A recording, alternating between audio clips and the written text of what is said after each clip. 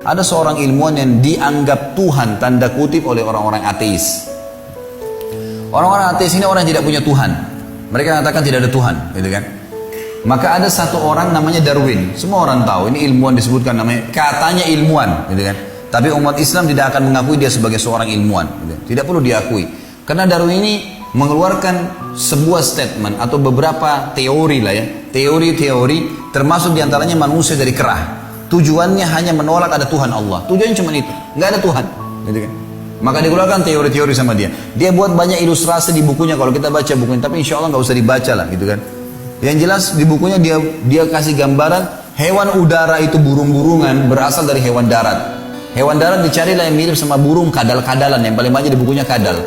Kadal ini dikasih gambar, dia cuma ilustrasikan di gambar-gambar kadal ini nanti tiba-tiba bagaimana keluar sayapnya, bagaimana terbang. Kadal ini kalau dikasih gambaran dari hewan laut. Hewan laut ini ada ikan yang digambarkan sama dia keluar dari air, sisiknya tiba-tiba rontok, kemudian menjadi kadal, kemudian tiba-tiba terbang menjadi burung, seperti itulah.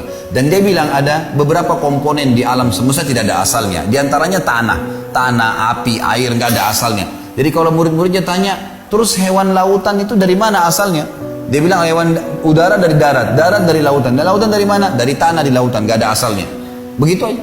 Jadi pemahaman yang dangkal sekali. Tapi banyak orang yang meyakini masalah itu. Di antaranya manusia jadi kerah, digambar kerah yang bungkuk, yang kecil tiba-tiba keluar jadi tinggi, jadi besar, manusia rontok bulunya, jadi kayak manusia kayak kita, gitu kan. Subhanallah, pernah terjadi teman-teman sekalian ribut antara dua kubu nih.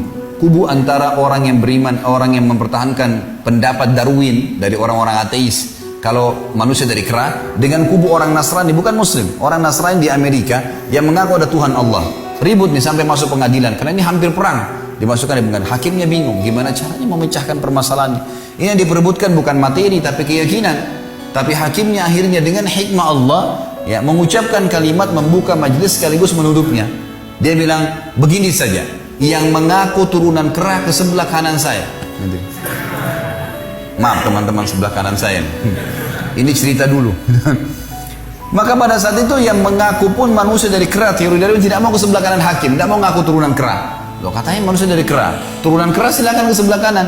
Kalau orang beriman tahu mereka dari Adam, Adam dari tanah, Hawa diciptakan dari tulang rusuknya Adam, selesai. Al-Baqarah menjelaskan masalah itu, banyak hadis menjelaskan masalah itu. Tapi ini orang tidak beriman begitu. Baik teman-teman sekalian, Darwin ini dia selalu kalau menemukan satu hewan, dia selalu mencari dari mana asalnya sebelum muridnya tanya. Ada satu tulisan di bukunya dan sampai dia meninggal dia tidak hapus itu, gitu kan? Dan ini diangkat oleh para ilmuwan muslim sebagai pembantahan terhadap pemahaman ateis.